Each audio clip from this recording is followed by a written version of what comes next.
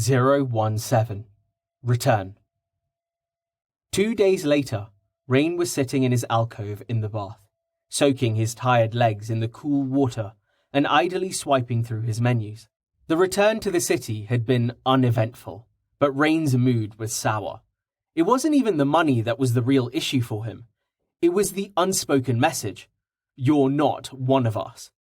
Rationally, he knew that he had agreed to the terms before they had set out, but it still hurt. He had been getting along well with the group, but then there was the battle, and his inability to fight had made him start to feel like baggage, just along for the ride. His purification aura had aided the group, but not in any way that mattered. Not really. The tell had been the nail in the coffin.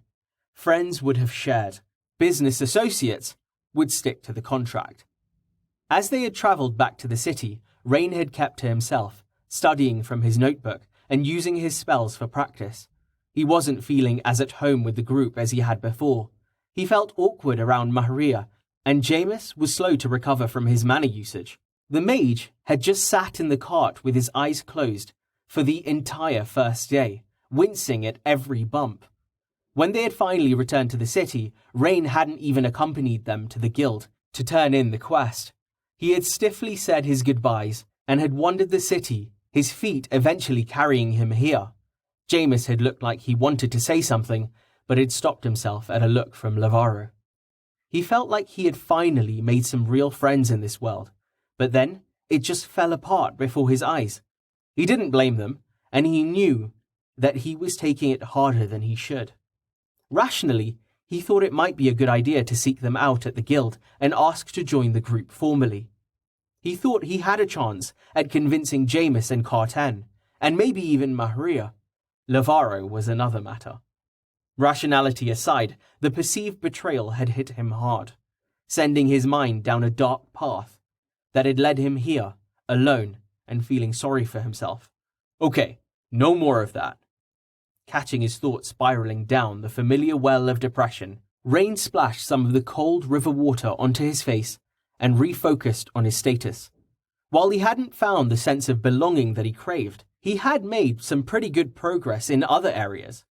Attributes: Richmond Range Stroudwater, Level 7, Experience 3,163 of 3,320, Dynamo, Health 200, Stamina 200, Mana 200, Strength 10, Recovery 10, Endurance 10, Vigor 10, Focus 10, Clarity 90, Free stat points 0, Statistics: Health total 200, Base 200, Modifier 0%, Health regen total 100 per day, Base 100 per day, Modifier 0%, Stamina total 200, Base 200, Modifier 0%, Stamina regen total 100 per day, Base 100 per day, Modifier 0%, Mana total 200, Base 200, Modifier 0%, Mana regen total 372 per hour, Base 293 per hour, Modifier -8 per hour, 30%, Movement speed 10, Perception 10, Resistances: Heat 1, 0%, Cold 1, 0%, Light 1, 0%, Dark 1, 0%, Focus 1, 0%, Arcane 1, 0%, Mental 1, 0%, Chemical 1, 0%. Skills: Refrigerate 3 of 10, Experience 194 of 400, 22 to 25 cold, focus damage per second to entities and environment. Sufficient damage causes slow. Range 3 meters. Cost 15 MP per second.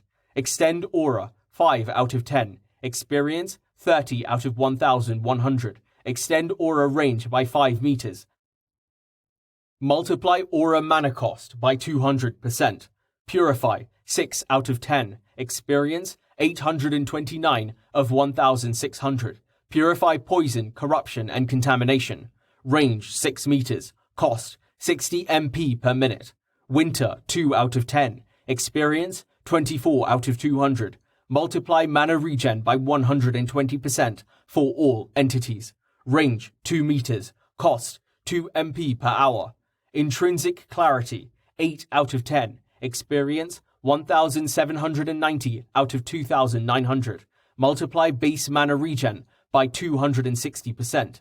Amplify aura 5 out of 10. Experience 21 out of 1100. Multiply aura intensity by 150%. Multiply aura mana cost by 200%. Detection 4 out of 10. Experience 265 out of 1400. Sense selected items of interest, not occluded by mundane materials.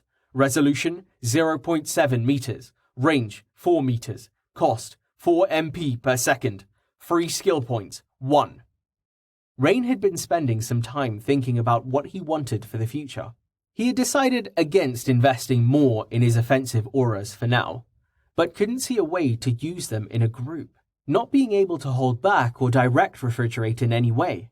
He felt as if it should be possible, but whenever he tried to change the skill effect, it either did nothing or just cancelled the aura completely.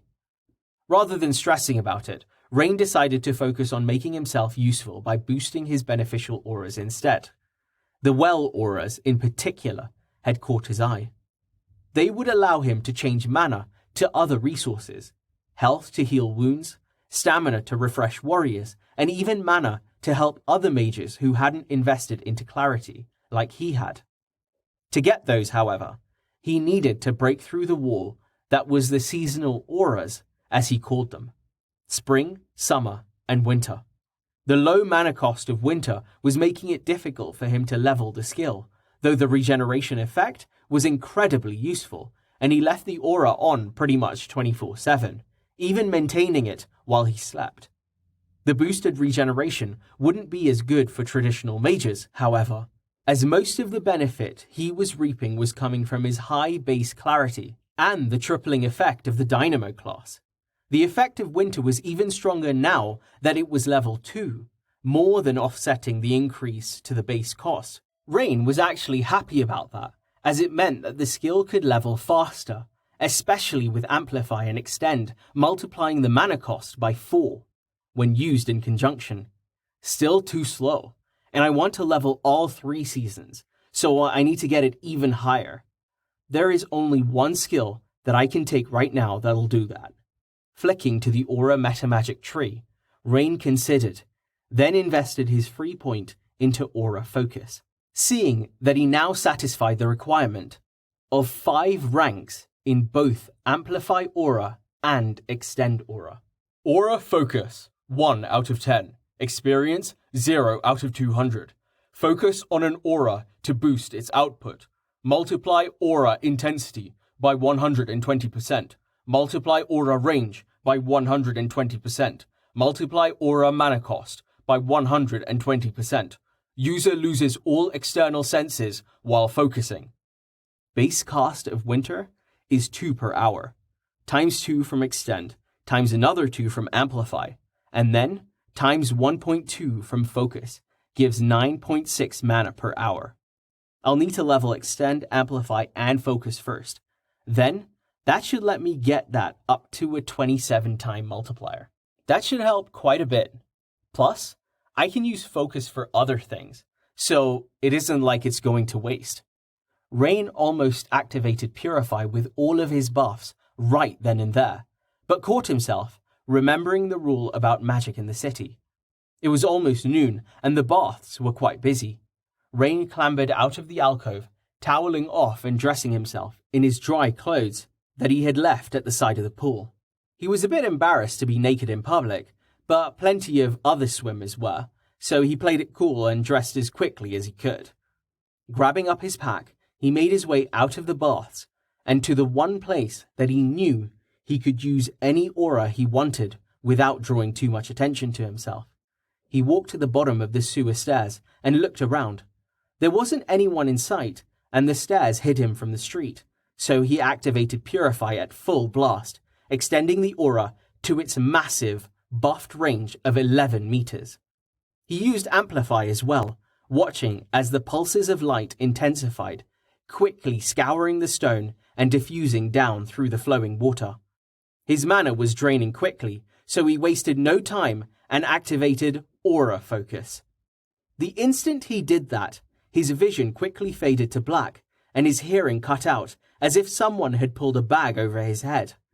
Stranger still was the sudden lack of the damp feeling of the sewer air against his skin, or even the weight of his body pressing his feet into the ground. He started to topple over, his proprioception the only sense left to him, insufficient to counter his sudden lack of external stimulus. He cancelled all of his skills and stumbled, catching himself just before he toppled into the waterway. "Whoa," he gasped, staggered at the loss of perception caused by the skill. He looked around at his surroundings. The area covered by the aura was now larger than his ability to see in the dim torchlight of the sewer. But the area immediately surrounding him was spotless. He had cleaned it only a few days before, so this wasn't entirely unexpected. He'd have to find fresh filth to test the true effect of his layered skills. He walked a little way down the tunnel until he reached the end of the mostly clean area, then sat, ignoring the slime on the stone, as it would be cleaned away momentarily. The seat of his pants might still be a bit wet, but that was much better than falling into the waterway. Okay, let's get an FPS reading on this. 5 seconds, I think. Rain sat up straight, readying himself. He let loose with his maximized purification aura, counting the seconds once his senses dropped away, releasing the aura after 5 seconds had passed. His senses returned, and he swayed slightly as his balance returned, inspecting the area around himself, taking the layer of slime here as 1 filth. That was 5 seconds of aura, so 0.1 filth per second, maybe? I'll try another 5 seconds. Closing his eyes again, Rain repeated his effort. When he opened them, he smiled, as he saw that the stones had been scoured clean. He watched with mild interest as the water flowing in the waterway faded back to brown, the clean water being swept away downstream and replaced by the gradual flow through the canal. Glancing at his mana, he saw that the effort had taken around a quarter of his total. Getting to his feet, Rain paced out the distance along the waterway, finding the edge of the clean area, and then walking past it for about the same distance. He then sat again and reactivated the skill for another 10 seconds, watching as his mana ticked down. His vision might have faded to black, but his status overlay was working fine. After another 10 seconds, his mana was down to half, and he found himself sitting in another perfectly clean circle. So, just a little bit stronger with aura focus. Pretty much what I was expecting. Still seated, Rain switched to his detection aura, focusing on the image of a slime, and activating the skill, using all of his buffs to boost it, including aura focus. His senses faded, but he didn't feel any detections on his magical radar. He cancelled it after a few seconds, switching his focus to Tell, and activated the aura again. His vision faded, but this time it was replaced with the immaterial sense of the Tell in his pocket. He was surprised to feel another signal coming from further down the tunnel. Cancelling the skill and getting up, he walked slowly down the tunnel for a few meters, trying to remember how far the signal had been. Eventually, he spotted its gleam coming from a wide crack in the clean stone. He picked it up, wonderingly. What are you doing here? Did someone kill a slime and just leave it? Oh well, finders keepers. Rain added the Tell to the others in his vial, then turned to head back up to the city, his mana getting a bit low. He didn't want to spend his whole day down here hunting slimes right now.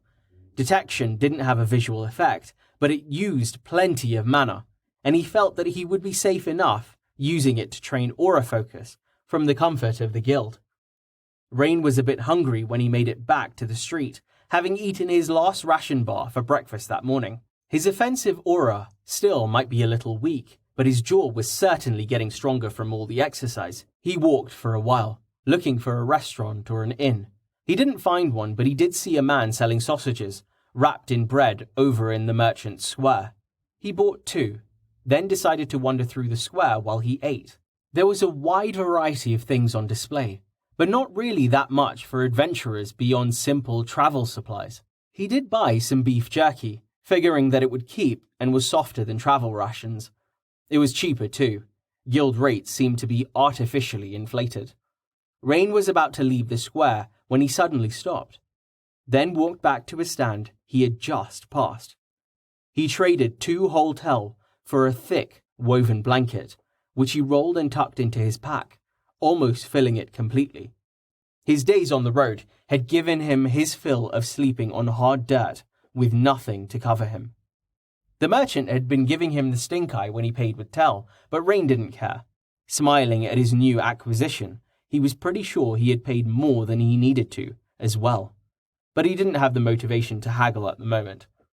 Rain's mana was almost full at this point, so he found a barrel in an alley and sat on it, activating Maximize Detection and searching for tel. He got far fewer signals than he was expecting, just those of the tel in his pocket, 2 coming from the direction of the merchant and 1 or 2 more wandering through the crowd. Switching his focus to the small copper coins, Rain was almost overwhelmed by the number of detections. He felt as if he was in the middle of a cloud. Fuzzy copper signals coming from all sides, though stronger from the direction of the market square. He changed his focus again to the larger coins, feeling the fog around him shift slightly. It started to drop off when he switched to focusing on the copper tiles, then dropped much lower when he switched to the bars, with him able to pick out individual signals coming from various directions. This quick scan had taken almost all of his mana, so Rain let the skill drop and pushed himself up off his barrel. Like I thought, only adventurers use tel. I should try searching for tel around the guild to confirm. Looks like the small coins are commonplace, but the tiles and bars are less common. I should find a bank or something and get some copper to spend in the city. Rain wandered over towards the guild square, keeping an eye out for anything that looked like a bank, but not searching too hard. He didn't plan on spending any more copper right now, so it was a low priority. When he reached the guild square, he poked his head into the shop he had noticed before, then walked in to look around. As he suspected, the shop catered to adventurers. Various types of weaponry and armor lined the walls, and there were a few displays in the center of the shop with more ornate pieces on display. There were a couple other adventurers browsing the wares. A man in a green tunic came up to him as he entered, greeting him and asking to see his plate. Rain fished it out from underneath his tunic and left it there, content to walk about with his guild status on display. The man in the tunic, some sort of uniform Rain supposed, nodded at his plate and asked him a question. "Sorry, what? My speaking not good," Rain replied, having missed the question. "What are you looking for?" the man repeated, speaking slowly and clearly. "I don't know. Weapon? Magic?" Rain asked, not really intending to buy anything, just fishing for information on what was available. "Sword?" the man asked, eyeing Rain's workman's clothes, and apparently deciding that he was some type of warrior. Rain shrugged, deciding to just go with the flow. The man drew him over to a wall of swords, taking a blade down and handing it to him. Rain took the sword, noting that it was much lighter than he had been expecting.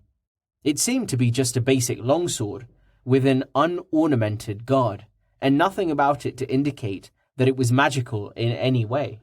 "Magic?" Rain asked, inspecting the blade. The man nodded, saying a word Rain didn't know. "I don't know that word," Rain replied, with one of the most useful phrases he had learned so far. The man held up a hand, motioning Rain to wait, then walked behind a counter, returning with a scrap of leather. He handed it to Rain, taking the sword back. "Try your knife," the man said. Rain did so, finding that he could cut through the leather strap, but he had to saw at it to get through the tough material.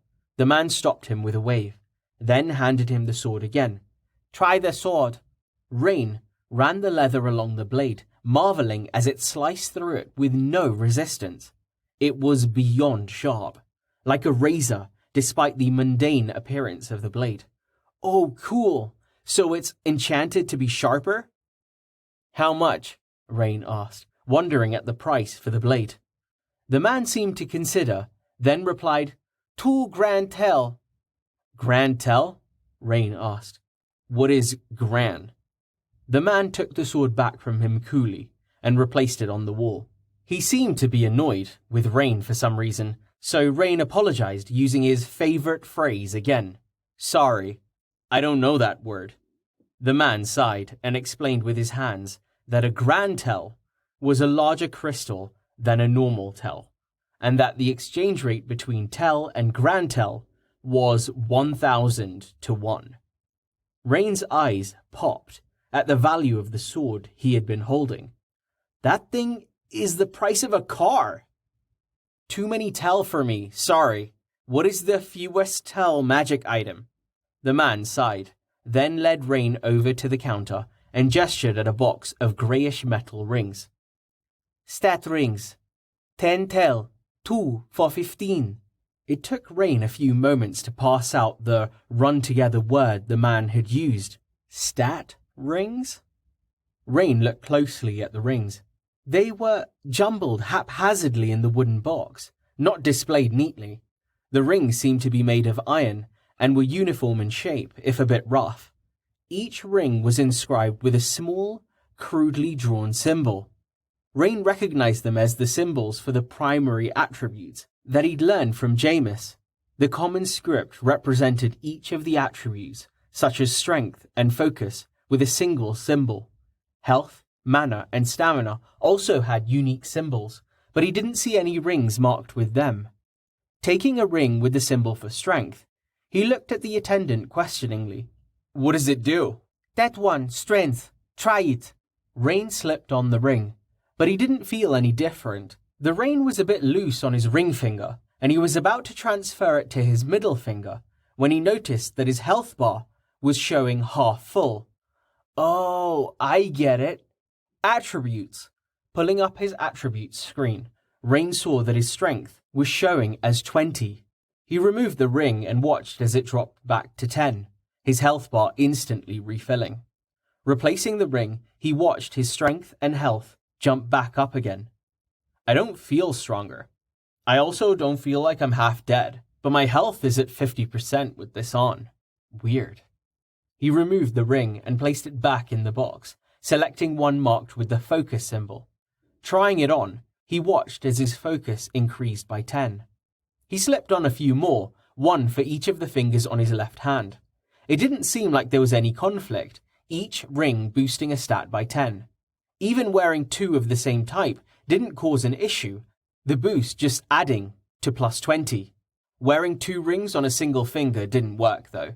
Only the first boost seemed to take effect. Slipping off all of the rings and laying them out on the counter, Rain considered.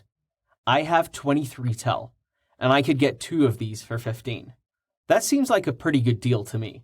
I can make that back in a day if I get a good quest. Compared to the sword, that is nothing. 20 free stat points? Do I go for clarity?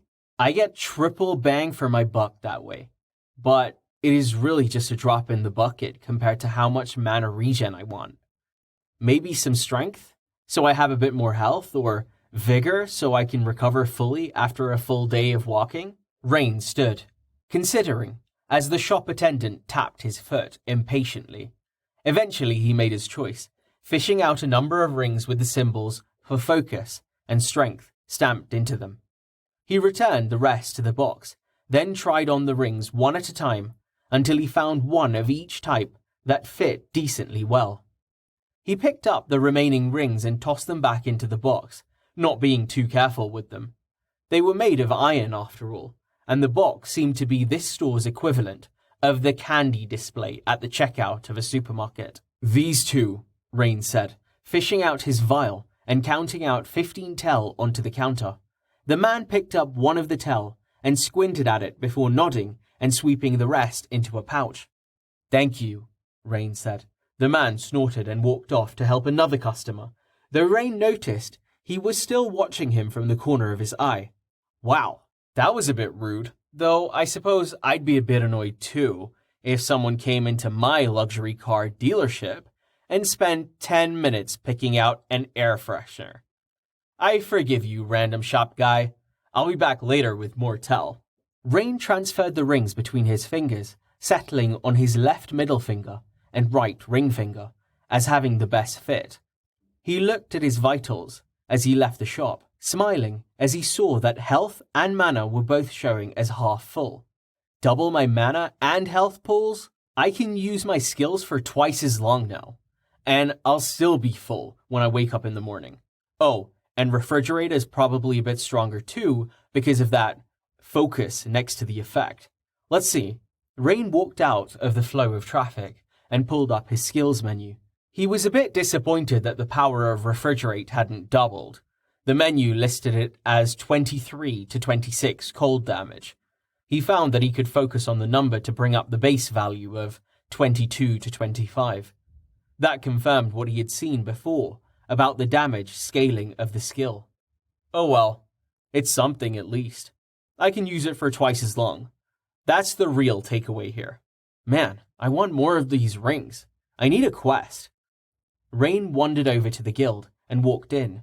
He saw Gus over behind his counter and waved to him, getting a double take in response.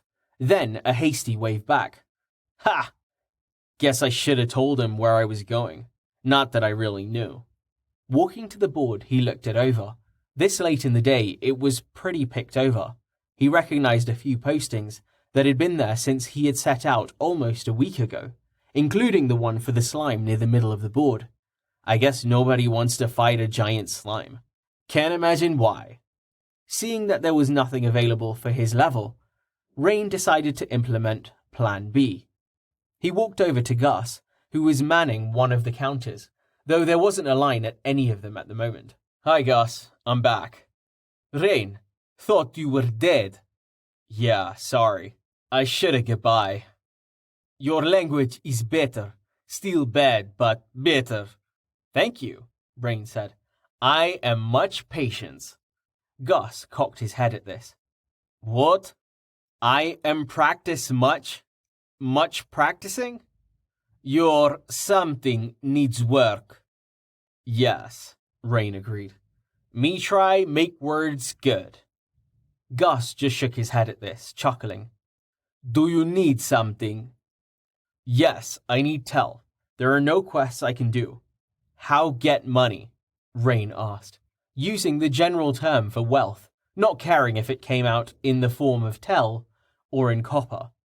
I am not giving you something. No, not I want. Find tell, not get from you for nothing. Kill monsters, get money, adventurer, something. Rain smiled at the saying, feeling like it was a good fighting motto for the type of people he had met in the guild so far. Okay, where? In the forest, or in a something, but that is dangerous. Dangerous like slimes? Slimes are not dangerous. Slimes are something. The forest is dangerous if you are alone. Some things are very dangerous, always. Some things? Gus shook his head and sighed. Some things. Monsters come from some things. They are something and they something. Sorry, I don't know that word. Below the sewers, very below, something, Gus replied, repeating the word again, annoyed. I'll go with lair, until I learn better. That seems close enough. Monsters come from lairs, and there's one under the sewer. I guess that explains the slimes, and maybe the dark hounds too? The miners, they delve too greedily and too deep.